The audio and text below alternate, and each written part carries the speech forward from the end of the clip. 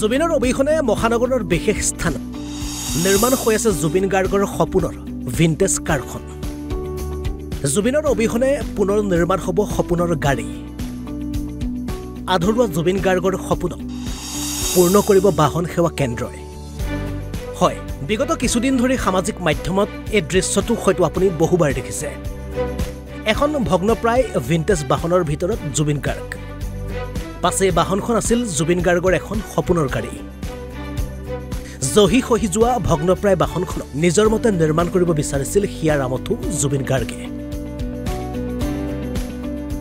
যাৰ বাবে কিছু মাহৰ পূৰ্বে এই বাহনখন জুবিনে লৈ গৈছিল মহানগৰৰ এটা বিশেষ স্থানলৈ, য'ত বাহনখনৰ সৈতে উপস্থিত হৈ জুবিনে নিজৰ মতে বাহনখন নিৰ্মাণ আৰু সজোৱাৰ বাবে তাগিদা দিছিল মেকানিক আৰু সেৱা কেন্দ্ৰটোৰ স্বত্বাধিকাৰী। আৰু জুবিনৰ ইচ্ছা অনুসৰিয়ে নিৰ্মাণো হৈ আছিল বাহনখন। পাছে নিৰ্মীয়মান অৱস্থাত থাকোঁতে অনাকাংক্ষিত মৃত্যুক সাৱটি লয় অসমৰ প্ৰাণৰ শিল্পীগৰাকীয়ে। আৰু বাহনখনক লৈ দেখা আধৰুৱা সপোন এটাৰ সৈতে এনেদৰে আঁতৰি যায় প্ৰাণৰ শিল্পীগৰাকী। পাছে জুবিনৰ আধৰুৱা সপোনক পূৰ্ণ কৰাৰ চেষ্টা কৰিব মহানগৰৰ এই সেৱা কেন্দ্ৰটোৱে। জুবিন গাৰ্গে যেনেদৰে বিচাৰিছিল তেনেদৰে পুনৰ নিৰ্মাণ কৰিবৰ বাবে চেষ্টা কৰিব বাহনখনক। গাড়ীখন এইখনতো একচুৱেলি এইখন হিন্দুস্তান 14 গাড়ীখনৰ নাম। এইখন 1952 মানে গাড়ীখন ওলাইছিলে। এইখন জুবিন দাই গাড়ীখন নিজে আহিছিলে গাড়ীখন দিবলৈ আমাৰ ইয়াতে। তো আমি চবেই জানো যে জুবিন দাই কিমান গাড়ী ভাল পায়। তো তেওঁৰ এই গাড়ীখনৰ প্ৰতি মানে এটা বেলেগ মৰম আছিলে, এটা সপোন আছিলে যে গাড়ীখন তেওঁ মানে কেনেকৈ বনাব, কেনেকুৱা কি হ'ব। তো এদিন মানে তেওঁ আমাৰ ছাৰ সঞ্জয় গোস্বামী ছাৰ তেওঁক ফোন কৰিলে যে দাদা মই আহি আছোঁ, তো মই গাড়ী এখন লৈ আহি আছোঁ, এখন মই বনাম, মানে এনেকৈ বনাম যেন চবেই মানে চাব আৰু। তো দাদা আহিলে, লৈ আহিলে, আহি পেলাই আমাক গাড়ীখন হেণ্ডঅভাৰ কৰিলে। তাৰপিছত তেওঁ গাড়ীখন দিয়াৰ পিছত মানে যিহেতু তেওঁ সময় নাপায় মানে সদায় আহিবলৈ বা এনেকৈ, তো তেওঁ ছাৰৰ লগত অভাৰ দ্য ফোন ডিছকাছ কৰে যে কেনেকৈ কি গাড়ীখন বনাব। তো এতিয়া তেওঁ এটা কথাই কৈছিলে যে তেওঁৰ চিনেমাখনৰ শ্বুটিঙৰ পাছত তেওঁ আহিব, আহি কেনে ভালকৈ মানে কেনেকৈ কি বনিব ইচ এণ্ড এভৰি ডিটেইলত মানে চব বস্তু তেওঁ সেনেকৈ কৈছিলে। কিন্তু আমি এতিয়া যিহেতু এইটো বহুত দুৰ্ভাগ্যৰ কথা, এটা ইনচিডেণ্ট হৈ গ'ল, এতিয়া সেইকাৰণে এতিয়া আমি গাড়ীখন যিখিনি পাৰোঁ আমি কৰিছোঁ। আৰু গাড়ীখনৰ বাহিৰৰ বডি যিখিনি কাম কৰিব লাগে সেইখিনি আমাৰ হৈ গৈছে প্ৰায়।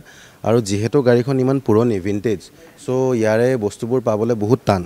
চ' গাড়ীখনৰ মেকানিকেল যিখিনি বস্তু আছে আমি অলৰেডি মানে অনাই আছোঁ, অৰ্ডাৰো কৰা গৈছে। ধৰক আমাৰ বেলেগ এটা টীম আছে কেলকাতাত, কানপুৰত আছে আৰু জয়পুৰতো আছে, যোনে এইবোৰ মানে আমাৰ ভিন্টেজ গাড়ীবোৰৰ বস্তুবোৰ আমি মানে আনো।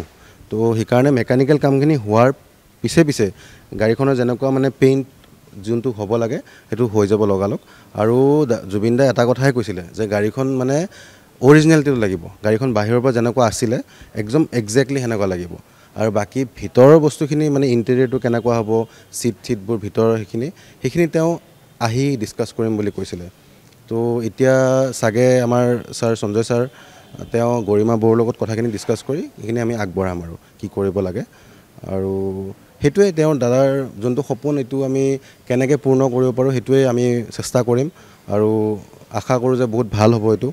আৰু সেইটো যেতিয়া আমি পূৰ্ণ কৰিব পাৰিম সেইটো আমাৰ কাৰণে বহুত ডাঙৰ কথা, কিবা এটা আমি দিব পাৰিম তেওঁৰ কাৰণে, সেইটোৱে। আহিছিলে কেতিয়ালৈ আহিছিলে আৰু কি কৈছিলে? তেওঁ একজেক্ট ডেটটোতো ক'ব নোৱাৰিম মই কোনদিনা আহিছিলে, হ'ল কেইমাহমান হ'ল। খালি আহি কেনে মানে তেওঁৰ যোনটো ফূৰ্তি মনত যে মানে মই এই গাড়ীখন মানে দাদাক লগ কৰিছিলোঁ তেতিয়া আমাৰ ছাৰক, যে এই গাড়ীখন মানে মই যেনেকুৱা আছে এতিয়া চাই লওক আৰু সেইটো কি হ'ব কোনো ধৰিবই নোৱাৰিব। তেওঁ এই বস্তুটো তেওঁৰ আছিলে মানে। আৰু চবেই যেন, কাৰণ আমি চবেই জানো জুবিন দাৰ গাড়ী দেখিলে আমি গম পাওঁ যে এখন তেওঁৰ গাড়ী, তেওঁৰ সেই বস্তুটোৱে আছিলে। আৰু আন বেলেগ গাড়ীবোৰতকৈ মানে এই গাড়ীখনৰ প্ৰতি তেওঁৰ টানটো বহুত বেলেগ আছিলে। তো মানে সদায় কৈছে যে মোৰ ভিজনটো মানে সেই ভিজনটো মই গাড়ীখনত মই দেখাবলৈ বিচাৰিছিলোঁ মানে। তো সেয়াই, তো আমি এইটোৱে আশা কৰোঁ যে যেনেকৈ পাৰোঁ মানে আমি দাদাৰ সেই সপোনটো, কাৰণ এই গাড়ীখনত তেওঁৰ সপোন, এই সপোনটো আমি মানে ইন ৰিয়েলিটি আনিব পাৰিম আৰু মানে পূৰ্ণ কৰিম, সেইটোৱে। কিবা বেলেগ কথা কৈছিল নেকি গাড়ীখনৰ ৰিলেটেড আৰু কিবা সপোনটোৰ বিষয়ে? নাই কালাৰ চালাৰটো ধৰক একো তেতিয়া কোৱা নাছিলে বাকী যি ডিছকাছ কৰিছিলে আমাৰ অ'নাৰ সঞ্জয় ছাৰৰ লগতে কথা পাতিছিলে মানে কালাৰটো কি হ'ব কেনেকুৱা হ'ব তেওঁৰ লগতে কথা পাতিছিলে এইটো অঁ কেতিয়া মানে নিয়াৰ কথা আছিলে কেতিয়া মানে তেওঁ মানে কৈছিলে যে মই জাষ্ট শ্বুটিংটো কৰি আহি কেনে তাত মই ভালকৈ বহিম সময় দিম লগত থাকিম কেনেকুৱা কি হয় মই চাম বস্তুটো গোটেই গাড়ীটো ক'ৰ পৰা ক'ৰলৈ যায় গোটেইখিনি প্ৰচেছটো তেওঁ চাব বিচাৰিছিলে এতিয়া সেই বস্তুটো ধৰক এনেকুৱা কাম এটা কৰিবলৈতো সময় আমি ক'ব নোৱাৰোঁ কাৰণ এইটো বহুত মানে লাহে ধীৰে আৰামত কৰা বস্তু হয় কাৰণ এই বস্তুটো ইচ এণ্ড এভৰি বস্তু আপুনি ইন ডিটেইল লাগিব আৰু বস্তুবোৰ পাবলৈও বহুত টান কিন্তু ধৰক আমি যিমান তেওঁ কেতিয়াও মানে আমাক সময়ৰ কথা কোৱা নাছিল যে মোক ইমান জল্দি লাগিব এনেকুৱা কৈছে যে আৰামত কৰা কিন্তু মই লগত থাকিম চাবলৈ গোটেইখিনি বস্তু মই চাম মানে জুবিন দাই বনাই থকা টাইমত লগত থাকিব কৈছিলে যে মই গোটেই বস্তুখিনি চাম আৰু কাৰণ তেওঁ ইমান ব্যস্ত থাকে তো সদায় অহাটো তেওঁৰ কাৰণে টান ধৰক এনেও গাড়ীখন যেতিয়া দিছিলে দিয়াৰ পাছত তেওঁ এবাৰ দুবাৰ আহিছে চাইছে কেনেকুৱা কি আছে বাকী মানে যেতিয়া গাড়ীখন ধৰক শ্বেপ লৈছিলে আৰু তেতিয়া তেওঁ কৈছিলে যে মই কেনেকুৱা প্ৰচেছটো হয় কি হয় গোটেইখিনি তেওঁ চাব বিচাৰিছিলে ইচ এণ্ড এভৰিথিং আনি দিছিলে হয় তেওঁ নিজে বহি পিনে নিজে আহিছিলে মানে আমাৰ ইয়াৰ শ্ব'ৰুমলৈ তেওঁ নিজে বহি কেনে গাড়ীখনত বহি কেনে আহিছিলে লগত তেওঁৰ এজন গাড়ী চলাই কোনোবা এজন আহিছিলে লগত আৰু এজন মানুহ আহিছিলে আৰু কৈছিল নেকি নাই বেলেগ সেয়াই মই যোনটো আপোনাক ক'লোঁ তেওঁ মানে খালি এটাই কথা মানে যে মই এই গাড়ীখন যেনেকৈ আনিছোঁ দাদা সেই বস্তুটো আজি চাই লওক আৰু পিছলৈ কি হ'ব সেইটো মানে মানুহে মোক ক'ব আৰু যে মোৰ এই গাড়ীখনলৈ বেলেগ এটা ভিজন আছে সেই ভিজনটো মানে কোনো বুজি নাপাব চাগে এই গাড়ীখন দেখি পেলাই মোৰ ভিজনটো বুজি পাব এটা সপোন আজিৰ নহয় এইটো তেওঁৰ বহুত আগৰ সপোন আছিলে তো তেওঁ মানে আমাৰ থ্ৰুদি সেই বস্তুটো তেওঁ পূৰ্ণ কৰিব বিচাৰিছিলে আৰু আমি নিশ্চয় কৰিম বস্তুটো ৰাস্তাত তেওঁ এটা বেলেগ হয়